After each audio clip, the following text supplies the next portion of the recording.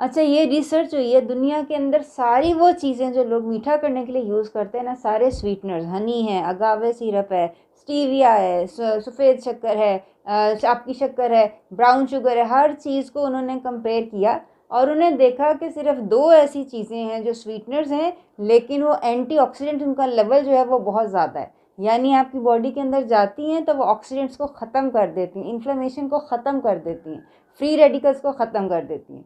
ये 2 कौन सी चीज़ें हैं? एक तो मोलेसेस है जिसको उर्दू में राब कहते हैं और दूसरे नंबर के ऊपर है डेट शुगर। डेट शुगर से आज हम बनाएंगे केक और मैं आपको बताऊंगी इसको कैसे यूज़ कर सकते हैं और इस रिसर्च के लिंक्स आपको हमेशा की तरह नीचे डिस्क्रिप्शन बॉक्स में मिल जाएंगे। तो स्टार्ट करते हैं इंट्रो के फ़ौरन बाद।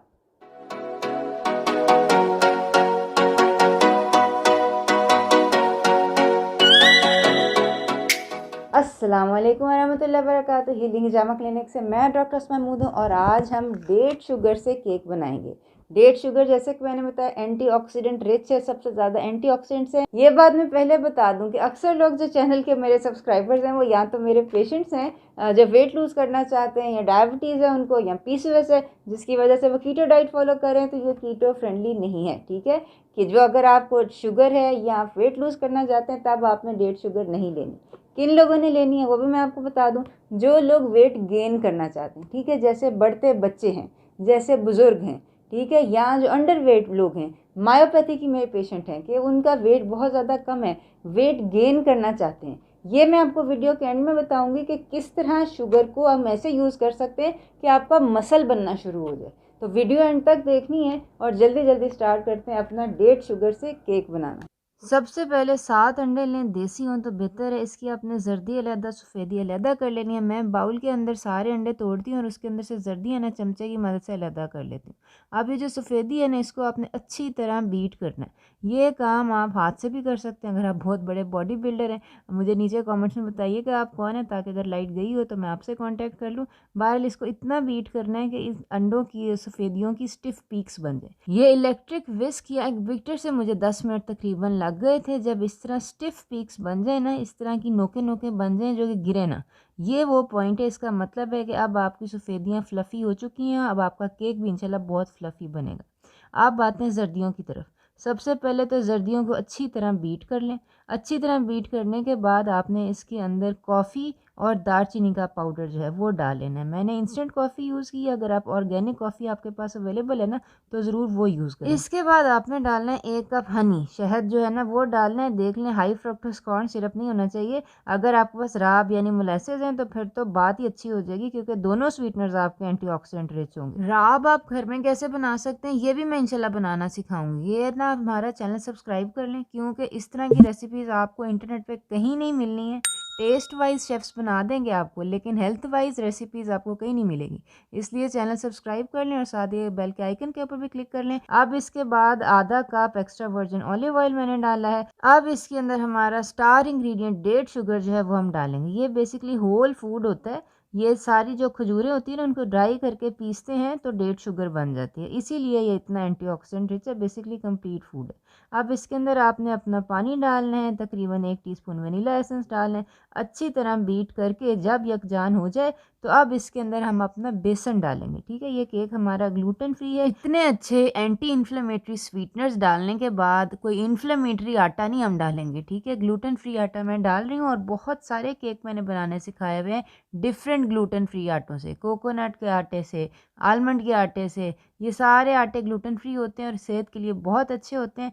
खा आप कीटो डाइट कर रहे हैं या नहीं कर रहे हैं, ग्लूटेन फ्री रहेंगे तो बहुत अच्छे रहेंगे। मैदा जो होता है रिफाइंड फ्लावर, ये इतना छोड़ने की ज़रूरत होती है, सेहत के लिए बिल्कुल अच्छा नहीं है। अब इसके अंदर बेकिंग सोडा और बेकिंग पाउडर दोनों चीज़ें हमने डालनी है। अच्छा खासा फ्लफ़ी ये केक बनेगा, लाइट केक बनेगा। देख के आपको मज़ा आ जाएगा, गद्दे की तरह नरम होगा।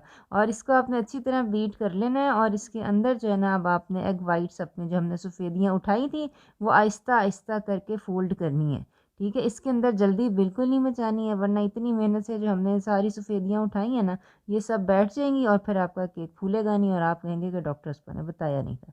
इसको आपने अच्छी तरह जो है ये मिक्स कर लेना है और थोड़ा सा आपको 5-10 मिनट लगेंगे इसको अच्छी तरह इनकॉर्पोरेट करने के लिए। लेकिन उसके बाद आपने इसको बेसिकली ये बहुत सारा बैटर है।